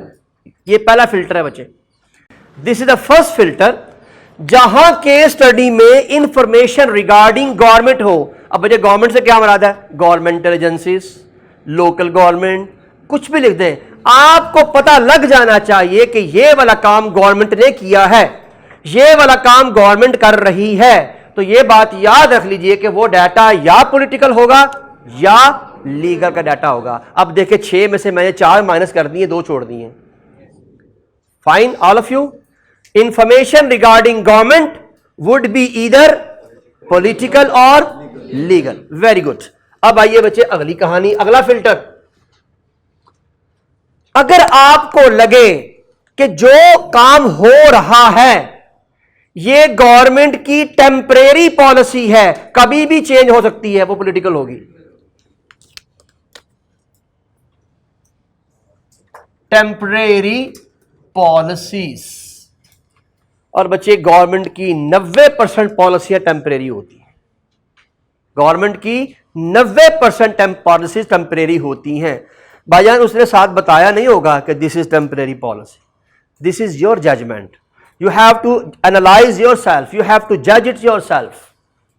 جی بچے میں ایک جملہ بول رہا ہوں, ذرا دھیان سے سنیے گا جملے کو, پھر آپ مجھے بتائیے گا کہ whether is it political or not. Every citizen of the country of Pakistan have to pay tax. یہ لیگل ہے اس لیے کہ یہ ٹیمپریری نہیں ہے, بٹ نہیں بچے پرماننٹ ہے نا. Very good. جبکہ اس کے برعکس میں یہ کہتا ہوں کہ آپ کی جو slots of the taxes are different for different people. Tax کون ڈیسائیڈ کرتا ہے؟ گورنمنٹ. لیکن کیا یہ گورنمنٹ کی پالیسی نہیں ہے؟ عمران خان صاحب کے زمانے کے اندر جو ہے وہ 12 لاکھ روپے ٹیکس آپ کی انکم تھی, آپ کے پاس ٹیکس ڈیڈکٹیبل انکم, لیکن اب 6 لاکھ روپے ہے. اس کے بعد جو نئی گورنمنٹ آئی ہے پی ڈی ایم کی گورنمنٹ میں, اب بھی گورنمنٹ بھی 6 لاکھ ہے. تو اس کا مقصد یہ ہوا کہ جو بندہ سال میں 12 لاکھ کمائے گا اس وقت اس پہ ٹیکس نہیں تھا, لیکن پالیسی تھی نا مجھے گورنمنٹ کی کہ tax has to pay after 1200,000 amount. یہ آپ کی انکم ہے، لیکن اب کیا ہے 600,000. اس کا مقصد یہ ہوا ایک ہی چیز میں ایک ہی وقت میں پولیٹیکل آسپیکٹ بھی ہو سکتا ہے یا لیگل آسپیکٹ بھی ہو سکتا ہے. آل آف یو یہ بات یاد رہے گی بھائی. چلیے ویری گڈ. تو اس کا مقصد ہوا کہ لیگل میں کون سا ڈیٹا ہوگا جہاں پرماننٹ ہوگا. نہیں بچے پرماننٹ کو پالیسی نہیں کہتے، پالیسی ہوتی وہ ہے جس کو آپ ٹیمپریری کہتے ہیں، پالیسیاں کبھی پرماننٹ نہیں ہوا کرتی. تو آپ کہیں گے گورنمنٹ کا جو پرماننٹ لیگل آپ کا جو بھی ڈیسیژنز ہیں، یہاں میں آپ کی ہیلپ کر سکتا ہوں بچے، بہت زیادہ ہیلپ کر سکتا ہوں. اوپر نہیں، اوپر والی دنیا بہت آزاد ہے. تو اب فائدہ کیا ہوگا جب نیچے والی دنیا پکی پتہ ہے تو اس کے علاوہ جو کچھ بھی ہوگا کیا بنے گا؟ تو yashi.com ہوئی نا پھر انشاءاللہ. جی سنیے بچے سنیے، آپ نے صرف یہ 3 نام یاد رکھنے ہیں تو انشاءاللہ اللہ نے چاہا تو کام ہو جائے گی آپ کی. نمبر 1، اگر آپ کو نظر آ جائے کہ there is a new legislation by the government. Legislation کسے کہتے ہیں؟ لا کو. It is a law of the country to perform this one whatever, جو کچھ بھی ہے، اور this is new act by the government. جیسے ڈیٹا پروٹیکشن ایکٹ ہے آپ کے پاس یا اور ایکٹ ہے، بس یہ 3 نام یاد کر لیجئے. جب بھی یہ 3 نام آئیں گورنمنٹ کے ساتھ تو یہ لیگل کا ڈیٹا ہے، اس کے علاوہ سارا پولیٹیکل کا ڈیٹا ہے نا yashi.com. لیکن پھر بھی اس کے باوجود اپنی سینس، اپنے دماغ کے جو ہیں وہ اپنے تمام کے تمام سراخ کھول کر رکھنے ہیں. کہیں نہ کہیں سے ڈیٹا ایگزامینر کبھی آپ کو جوک بھی دے سکتا ہے، لیکن موسٹلی ایسا ہوتا نہیں. بس آپ نے کھڑکیاں کھول کر رکھنی ہے، دماغ کو ہوا لگتی رہنی چاہیے. پکا ہر چیز کا کنفرم نہیں کرنا، لیکن انشاءاللہ اللہ نے چاہا تو اس کے علاوہ کوئی دوسری چیز کا سامنا آپ کو کرنا نہیں پڑے گا. سوالوں کے انبار لگے ہوئے ہیں. انشاءاللہ 2 سوال کلاس میں کراؤں گا، 2 سوال گھر سے نہ کرنے کے لیے دوں گا.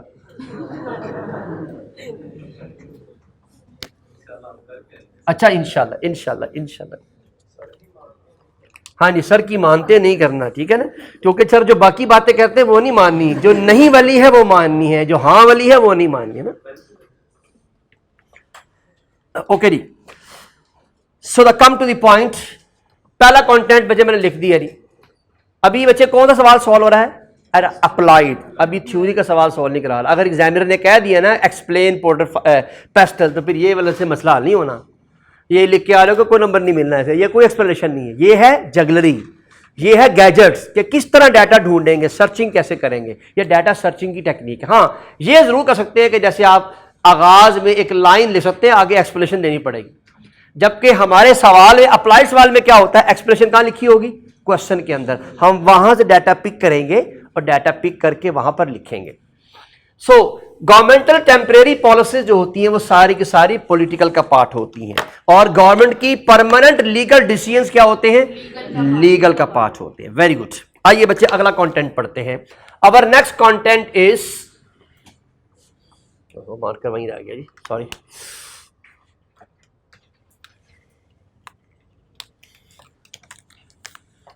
کانٹینٹ نمبر 1 ہو گیا، کانٹینٹ نمبر 2 ہو گیا جی، کانٹینٹ نمبر 3 اکنامکس.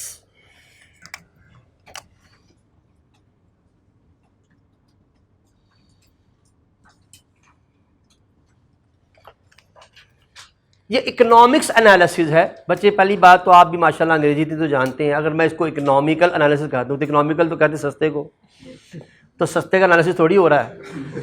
اس لیے بہرحال بہت ساری کتابوں میں لکھا ہوتا ہے، بہرحال ہماری بھی مجبوری ہے، ہم بھی مجبور ہیں کہ جو لکھا ہوتا ہے پھر اس کو پڑھ تو لیتے ہیں، لیکن ہم کم از کم اتنا تو کانٹینٹ رکھتے ہیں کہ ہم کم از کم اپنی آنکھ اپنی دماغ سے اس کا فیصلہ کر سکیں. تو بچے اکنامکس انالیسز اصل میں اگر آپ غور سے دیکھیں تو ہم پڑھ کیا رہے ہیں. میں دوبارہ ذرا تھوڑا سا لنک بھی تو کریٹ کر دوں پیچھے، جو کہ نئی چیزیں نا بچے وقت لگتا ہے تھوڑا دیر سمجھنے میں، کیونکہ میرے دماغ میں سارا کچھ کلیئر ہے، آپ کے دماغ میں صرف اتنا کلیئر ہے جتنا میں بتا رہا ہوں. ہم پڑھ رہے ہیں وہ فیکٹر جو آپ کی آرگنائزیشن پر اثر انداز ہوتے ہیں. بتائیے گورنمنٹ کی پالیسیاں آپ پر اثر انداز ہو سکتی ہیں کہ نہیں ہو سکتی؟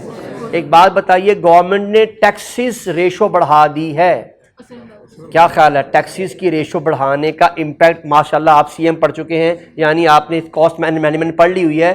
بتائیے اگر ٹیکسیز بڑھیں گے تو کیا خیال ہے اسی کے لحاظ سے آپ کی پرچیز مہنگی نہیں ہو جائے گی؟ پرچیز مہنگی ہوگی تو یونٹ کاسٹ مہنگی ہونی ہے. یونٹ کاسٹ کے ساتھ ساتھ کیا بجلی کے بل مہنگے نہیں ہو جائیں گے؟ کیا ٹرانسپورٹ مہنگی نہیں ہو جائے گی؟ تو آپ نے تو اب چونکہ پوری کاسٹ اکاؤنٹنگ پڑھی ہے تو آپ کو معلوم ہے اتنے سارے چھوٹے 5 پیسے بھی بڑھے، 15 پیسے پر یونٹ اگر انکریز کر گیا تو تب بھی آپ دیکھیں پر یونٹ کاسٹ کہاں چلے جانی ہے. اور پھر جب آپ ایک اتنی کیمولیٹ چیز بنائیں گے تو سوچئے کتنے خرچے آپ کے بڑھ جانے ہیں. سو دیٹ از وائی یہ بات ذہن نشین رکھیے کہ جیسے ہی گورنمنٹ کی پالیسی تبدیل ہوتی ہے آپ کے بزنس پہ ایفیکٹ ضرور آتا ہے. اگر یہ مارکر 30 روپے کا تھا، یہ مارکر 30 کی بجائے 35 روپے کا ہو گیا تو وہ کسٹمر جو 100 روپے میں 3 مارکر خریدتا تھا اب 100 روپے میں 3 مارکر نہیں خرید سکتا، چونکہ اس کی بائنگ پاور صرف 100 روپے تھی. اب وہ کیا کرے گا؟ اب وہ بیچارہ 70 روپے میں 2 خرید کے جائے گا، گو کہ 35 روپے خرچے کے جیب میں لے جائے گا، لیکن بیچارہ 3 مارکر نہیں خرید سکتا. جب 3 مارکر نہیں خریدے گا بتائیے آپ کی سیل ڈکلائن ہوئی کہ نہیں ہوئی؟ جب آپ کی سیل ڈکلائن ہوئی ہے تو اسی طرح کرتے کرتے اگر 10,000 کسٹمر نے ایک کسٹمر مارکر خریدنا چھوڑ دیا تو 10,000 یونٹ سیل نہیں ہوں گے. That will decrease your sale. اور بات سمجھ میں آئی کچھ؟ تو ہمیں یہ بات ذہن نشین رکھنی، یہ نہیں ہم خالی ماڈل پڑھ رہے ہیں، ہم ماڈل کے ساتھ اس کا بزنس کے اوپر امپیکٹ بھی پڑھ رہے ہیں کہ اس کا امپیکٹ کیا ہے، ہمیں کہاں اس کا فائدہ یا کہاں اس کا نقصان ہے. یہ بغیر کسی کی وجہ سے ہم ڈسکس نہیں کر رہے. ملک کے اندر نئے سے نئے قوانین آ رہے ہیں، نئے سے نئے قوانین آتے ہیں. جیسے کہ میں نے ابھی تھوڑی دیر پہلے ایک لفظ بولا ہے ڈیٹا پروٹیکشن ایکٹ. آپ میں سے بے شمار لوگ اس کے بارے میں جانتے ہوں گے، جو نہیں جانتے وہ سن لیں. ڈیٹا پروٹیکشن ایکٹ یہ کہتا ہے کہ آپ نے انڈیویجولز کے ڈیٹا کی حفاظت کرنی ہے. بالکل آپ کو ایک دن میسج آتا ہے آئی کیپ کی طرف سے کہ آپ نے پچھلے جتنے بھی پیپر پاس کیے تھے آپ کے پاس اس کا جو بھی فزیکل ایویڈنس ہے وہ لے کے آ جائیں، آئی کیپ کا پچھلا سارا ڈیٹا ڈیلیٹ ہو چکا ہے. ہاں جی، کیا خیال ہے؟ جس کے پاس تو ایویڈنس ہے وہ تو کہے گا یا اللہ تعالیٰ شکر ہے، جس کے پاس ایویڈنس نہیں ہے اس کو رانی نہیں آنی کہ اب میں کیسے ثابت کروں گا کہ میں پاس ہوا ہوں کہ فیل ہوا ہوں. مشکل ہے نا بچے. کئیوں کے دماغ میں یہ بھی آ رہا کہ میں جا کے کہتا ہوں میں تو سی فیب کا اسٹوڈنٹ تھا. تو انفارچونیٹلی یہاں بڑے بڑے دماغ ہیں، جیسے آپ کو پتا ہے پھر جتنا بڑا انسان ہے اتنے بڑے اس کے دماغ بھی ہیں. تو ہمارے پاس ایک پریشانی کا آپ میں اب 3 کیٹیگری آ گئی. ایک وہ جو اپنے آپ کو سیکیور فیل کر رہا ہے، ایک دوسرا وہ جو پریشان ہے میں کیسے ثابت کروں، تیسرا وہ جو شیطان ہے جو ثابت کرنا چاہے گا کہ ایم ایس اے کا فائنل پیپر میں نے دیا ہوا ہے، پتہ نہیں آج کل رزلٹ آنے والا بس اس کا. تو اس لیے اب آئی کیپ کے بعد چونکہ ڈیٹا نہیں ہے تو ہاؤ ون کین انڈرسٹینڈ کہ ہو یو آر، تو اس لیے اس کے لیے مسائل تو پتہ ہونے ہی ہونے ہیں. لیکن اب بات بتائیے کیا یہ ایک مشکل کام ہے کہ نہیں بزنس کے لیے؟ آپ کی بات نہیں کر رہا میں، آئی کیپ کے کانٹیکس میں جا کے دیکھیے کہ آئی کیپ کے لیے کتنا بڑا مشکل کام ہے یہ. چلو اس کو چھوڑیں، یہ تو آپ کے مزے کی چیز تھی. بینک سے میسج آ جاتا ہے کہ جناب بینک کا سارا ڈیٹا ہیک ہو چکا ہے اور ہمیں نہیں معلوم آپ کے اکاؤنٹ میں کتنے پیسے ہیں. تو جس کے پاس ہے تو 1 کروڑ 2 کروڑ میں رکھا ہوا اس کو تو آدمی نہیں آنی کہ ہو میں اب جا کے بینک کو کیسے بتاؤں گا میرے پاس کتنے پیسے ہیں. ہو سکتا ہے جس کے پاس نہیں ہے وہ جا کے دس سے میں 10 کروڑ پیسے میرا تھا. So that is why there are so many problems. This is the problem which the bank has to face. All of you. تو یہ کیا ہے بچے؟ یعنی گورنمنٹ نے اس کے لیے کیا قانون عمل درآمد کرایا؟ Every organization has to protect the information of individuals. تو اب بینک کو کیا کرنا پڑے گا؟ کیا بینک کو سیکیورٹی سسٹم لگانا پڑے گا؟ کیا بینک کو اس پہ خرچہ کرنا پڑے گا؟ کیا بینک کو اس کے لیے کچھ نئے آئی ٹی کے لوگ رکھنے پڑیں گے؟ تو بچے کیا خیال ہے؟ خرچہ نہیں آ رہا. اور آپ میں نے ابھی آپ کو بتایا، آپ نے کاسٹنگ پڑھی ہوئی ہے، یہ سارا خرچہ آپ نے یونٹ کاسٹ میں ایڈ کرنا ہی کرنا ہے. ڈیوائڈ کریں گے نا نمبر آف یونٹ کے ساتھ. تو اب بتائیے کیا خیال ہے؟ امپیکٹ آ رہا ہے کہ نہیں آ رہا؟ تو یہ آپ کو ثابت کرنا مقصد تھا بچے. میں بہت جلدی صرف اس لیے نہیں کر رہا ہر چیز کو پڑھانے میں جب تک میں پچھلا لنک سارا ڈیولپ نہ کر دوں، آپ کے دماغ میں ساری چیزیں ایک دوسرے لنک نہ کر دوں، آپ کو سوال سمجھ میں نہیں آنا. چونکہ ایک وقت میں ایک اینگل ڈسکس نہیں کرنا. تھرو آؤٹ دا وے جہاں سے کام کا آغاز ہوا ہے، انسیپشن سے لے کے یہاں تک ہر چیز آپ کے دماغ میں ہونی چاہیے کہ میں کیا کر رہا ہوں. جب یہ کیفیت پیدا ہو جائے گی پھر آپ سوال یوں سالو کریں گے انشاءاللہ. فائن جی. آئیے بچے، اکنامکس اس کا کیا مقصد ہوا؟ یہ بھی ہماری آرگنائزیشن پہ کہیں نہ کہیں امپیکٹ کریٹ کرے گی. بچے میں یہاں بھی آپ کی بہت زیادہ ہیلپ کر سکتا ہوں. 5 الفاظ یاد کراؤں گا، یہ 5 لفظ یاد کر لیجئے. جہاں آئیں آنکھیں بند کر کے، آنکھیں بند سے مراد ہے کہ آپ نے بغیر سوچے ڈیٹا وہاں فکس کر دینا ہے. آئیے میں وہ 5 چیزیں ایکسپلین کرتا ہوں. اکنامکس میں 1 2 3 4 اینڈ 5. نمبر 1، جہاں آپ کو یہ لفظ نظر آئے انفلیشن، تو آپ کو یہ اسی وقت ہی انڈیکیٹ ہو جانا چاہیے کہ یہ ڈیٹا کہاں کا ہے، اکنامکس کا ڈیٹا ہے، کیونکہ ہم اب پڑھ رہے ہیں ڈیٹا سیگمنٹیشن، ابھی ہم ڈیٹا کی تقسیم کر رہے ہیں۔ تو ڈیٹا کی تقسیم میں مجھے پتا لگ گیا کہ انفلیشن جو ہے یہ ڈیٹا ہے کہاں کا بچے، اکنامکس کا۔ دوسرا ان امپلائمنٹ،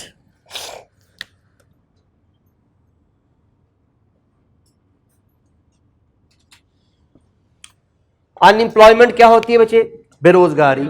تو اگر بے روزگاری کا ذکر آ رہا ہے بچے، اس کو ایگزامنر الٹا بھی کر سکتا ہے، امپلائمنٹ کا لفظ بھی لے سکتا ہے، تو اس لیے خیال رکھیے گا امپلائمنٹ کا لفظ لکھ دے یا ان امپلائمنٹ کا لفظ لکھ دے تو یہ بات ہماری ملک کی اکنامک پالیسی کا ذکر ہے۔ لیکن ایک بات ذرا بڑے خیال سے بچے میں ذرا چلتے چلتے بتاتا چلا جاؤں، پتہ لگے سوال انٹرنل ماڈل کا ہے وہاں امپلائمنٹ کا لفظ آ گیا، میں نے کہا یہ تو پولیٹیکل کا ڈاٹا ہے، میں جلدی سے پولیٹیکل کا ڈاٹا لکھ دیا۔ جب سوال ہی نہیں ہے پولیٹیکل کا تو پھر کیا ضرورت ہے، جہاں کی بات ہے وہیں لکھنی ہے، یعنی دماغ میں کیا لانا ہے، پیسٹل کا سوال سولو کر رہا ہوں، اب امپلائمنٹ کا ذکر آیا ہے تو اب یہ ڈیٹا کس کا ہے، اکنامکس کا۔ پتہ لگے سوال بی سی ڈی کا سوال ہو رہا ہے، امپلائمنٹ کا ذکر آ گیا، دھیان پیسٹل کا چلا گیا، وہاں جا کے آپ امپلائمنٹ کو پیسٹل کے اکنامکس لکھ رہے ہیں، سوال ہی نہیں ہے، ایگزامینر وہ سوال دیا ہی نہیں ہوئی ہے تو اس کا سوال کا آنسر بھی نہیں دینا جی۔ تو ان انفلیشن کا ذکر آیا، ان امپلائمنٹ کا ذکر آیا، اس کے ساتھ ساتھ ملک کے اندر گروتھ یا ریسیشن کا ذکر آ گیا جی۔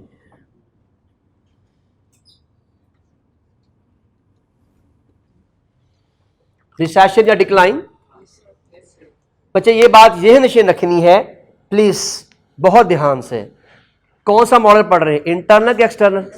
ایکسٹرنل۔ تو کمپنی کی گروتھ یا کمپنی کا ڈکلائن ڈسکس نہیں ہونا، آپ نے بات کرنی ہے decline in country, decline in industry, چونکہ انڈسٹری بھی تو بے شمار لوگوں کا کام ہے نا، وہاں پر آپ اکیلے تھوڑی ہیں۔ یہ بات بہت دھیان سے یاد رکھنی ہے کہ this is not your internal factor, these are external factors. تو آپ نے ایکسٹرنل دیکھنا ہے کہ گروتھ کتنی ہے، ایکسٹرنلی دیکھنا ہے ریسیشن کتنا ہے، فائن۔ پھر اس کے ساتھ balance of payment, what is this? اور یہ تو پڑھا ہوا نا سارا، اکنامکس ساری پڑھی ہے ماشاء اللہ، ان کے ایک چیپٹر پڑھا ہوا آپ نے۔ بیلنس آف پیمنٹ کہتی ہے import and export policies by the government.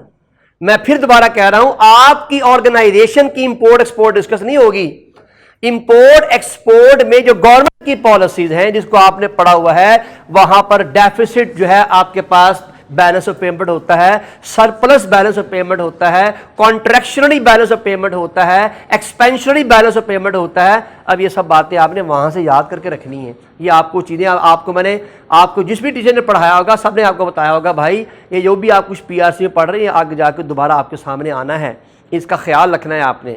تو ان باتوں کا آپ خیال رکھیں گے، ویسے نارملی وہ اتنی تفصیل میں جاتا نہیں ہے لیکن میں صرف آپ سے کہہ رہا ہوں کہ آپ کے ذہن میں ہونا چاہیے۔ کتنے الفاظ یاد کرائیں بھائی میں نے؟ صرف 4 لفظ۔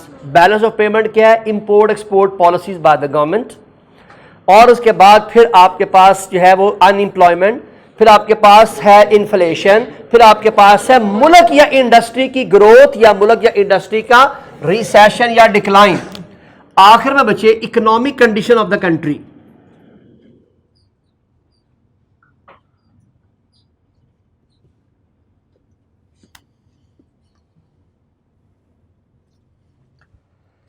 بچے mostly economic condition of the country میں ہم دیکھ رہے ہوتے ہیں buying power of the citizen,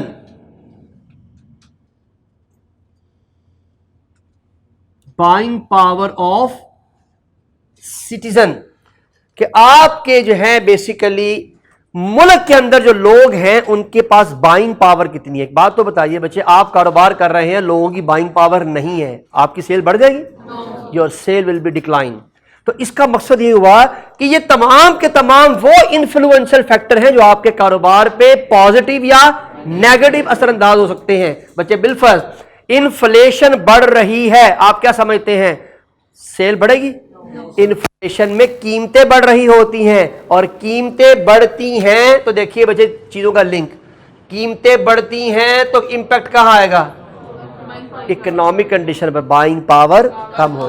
اس کا مقصد ہے انفلیشن بڑھتی ہے تو بائنگ پاور کم ہو جاتی ہے، انفلیشن کم ہوتی ہے تو بائنگ پاور بڑھنا شروع ہو جاتی ہے. یہ ہے کمال, اور یہ آپ کے بزنس پر ایک بہت بڑا گہرا امپیکٹ کریٹ کرتی ہیں یہ چیزیں. اسی طرح بچے اگر ملک میں ان امپلائمنٹ زیادہ ہے تو یہ بھی بائنگ پاور کم کرتی ہیں. ان امپلائمنٹ سے مراد ہے اب تو آپ بے روزگار ہیں, اور اگر 10,000 لوگ بے روزگار ہوں گے تو 10,000 لوگ چیزیں خریدنا بھی تو چھوڑیں گے نا. یہ تھوڑی ہے کہ وہ چیزیں پھر بھی بکتی رہیں گی, بکیں گی ضرور, لیکن ان کا معاشرے پہ کہیں نہ کہیں اثر ضرور آئے گا. اسی طرح بچے ملک میں گروتھ ہے تو بائنگ پاور بڑھے گی, ملک کے اندر ریسیشن ہے تو بائنگ پاور کم ہوگی. بیلنس آف پیمنٹ میں ملک میں امپورٹ زیادہ ہو رہی ہے, بائنگ پاور کم ہوگی, اس لیے کہ امپورٹ میں آپ کے ملک کے ریزرو باہر چلے جاتے ہیں. اسی وجہ سے امپورٹ کو آپ کیا پڑھتے آ رہے ہیں جناب, مجھے نہیں پتا آپ کو یاد ہے کہ نہیں ہے, امپورٹ کو ہمیشہ آؤٹ فلو کہتے ہیں. What is out flow?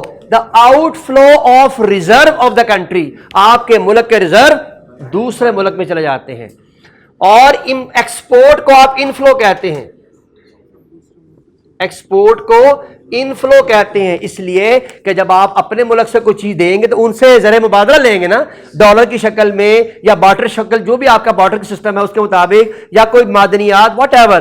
تو اس کا مقصد ہے کہ پھر آپ کے ملک میں ریزرو آ رہا ہے, اس لیے آپ ایکسپورٹ کو آؤٹ فلو کہتے ہیں اور امپورٹ کو انفلو کہتے ہیں. تو اب آپ خود سمجھدار ہیں کہ بیلنس آف پیمنٹ میں ملک میں کیا چیز انکریز کر رہی ہے, ایکسپورٹ انکریز کر رہی ہے یا امپورٹ انکریز کر رہی ہے. ان تمام چیزوں کے عوامل ذہن میں رکھنے ہیں. لیکن پلیز آپ اکنامکس نہیں پڑھ رہے, ایگزامنر نے آپ سے ریزن نہیں پوچھنی. لیکن میں نے کیا عرض کی تھی کہ جب آپ نیگیٹو یا پازیٹیو آسپیکٹ بتائیں گے, ریزن آپ خود لکھیں گے, اس کا یہ اثر ہوگا, اس کی وجہ سے یہ والا کام ہوگا, تبھی تو آپ کو نمبر ملنے ہیں. تبھی تو غلط بات پہ نمبر مل سکتے ہیں آپ کو کہ آپ نے ثابت کر دیا کہ سر یہ دیکھیں یہ والا کام ہوگا, حالانکہ ایگزامینر کے دماغ میں تھا کہ ملک کے اندر امپورٹ کی وجہ سے لوگوں کی ضروریات زندگی پوری ہو رہی ہیں. آپ نے کیا بتایا؟ آپ نے کہا ملک میں امپورٹ کی وجہ سے ملک میں زر مبادلہ باہر جائے گا, ملک میں مہنگائی ہونے کا چانس ہے. There is a chance of inflation, there is a chance of whatever, جو بھی آپ لکھیں گے. سب سے بڑا نقصان, جتنی امپورٹ بڑھتی ہے ملک کے اندر اتنی انڈسٹریل ڈکلائن آتی ہے, اس لیے کہ آپ خود نہیں بنا رہے ہوتے, پھر آپ باہر سے لے کر آ رہے ہوتے ہیں. دیکھیں کتنے آسپیکٹ ہیں آپ کے پاس. اب جس کے پاس جتنا نالج ہے وہ اپنے نالج سے اپنے ایگزامینر کو اپنی بات ثابت کر سکتا ہے. حالانکہ میں نے کیا کہا, ایگزامینر کے دماغ میں یہ تھا کہ امپورٹ کی وجہ سے انڈسٹری کی ضرورت پوری ہو رہی ہے. انڈسٹری میں سپلائر کی طرف سے مسائل تھے, آپ نے امپورٹ کرنا شروع کیا, مسائل ختم ہو گئے. انہوں نے سوال کا آنسر دیا, انہوں نے کہا کہ نو ڈاؤٹ انڈسٹری میں را مٹیریل کی اویلیبلٹی نہیں تھی, اس امپورٹ کی وجہ سے را مٹیریل جو ہے وہ باقاعدہ طور پر اویلیبل ہوگا. Now the production is possible. یہ ان کا جواب ہے. وہ کیا لکھ رہے ہیں, وہ کہہ رہے ہیں due to import there might be a chance of inflation, due to import there might be a decline in other industrial part development. اب دونوں کے آنسر میں زمین آسمان کا فرق ہے یا نہیں؟ ان دونوں کو نمبر ملیں گے, اس لیے کہ انہوں نے اپنے انداز سے ویلڈ آنسر لکھا ہے, انہوں نے اپنے انداز سے ویلڈ آنسر لکھا ہے. لیکن بچے پلیز یہاں پر آپ کے دماغ میں ایک اور سوال بھی آئے گا, دونوں لکھ دیتے ہیں, اتنا جگہ نہیں ہوتی, اتنا ٹائم نہیں ہوتا. اب پتہ لگے 4 نمبر کا سوال ہے اور 4 نمبر کے سوال کے لیے آپ 25 نمبر کا ڈاٹا اکٹھا لکھ رہے ہیں, تو یہ کوئی عقل مندی تھوڑی ہے. حالانکہ آپ کے دماغ میں ممکن ہے یہ بات ہو کہ میں دونوں باتیں لکھ دیتا ہوں, لیکن اگر تو آپ کی انگریزی اتنی کمال کی ہے کہ آپ ایک جملے میں دونوں باتوں کو ایکسپلین کر سکتے ہیں, تو پھر تو آپ جلدی سے لکھ دیں. لیکن آپ کو پتہ ہے کہ آپ نے ٹپ ٹپ کھیلنا ہے باقاعدہ ٹیسٹ میچ انگریزی میں بھی, آہستہ آہستہ آہستہ. اگر تو آپ واقعی شاہد افریدی ہیں, چھکے چھکے مار سکتے ہیں اور آپ T10 کھیل سکتے ہیں, تو پھر تو انگریزی میں T10 کھیل لیں. آپ جلدی سے ایک جملہ لکھیں, دونوں مسئلے حل کر لیں.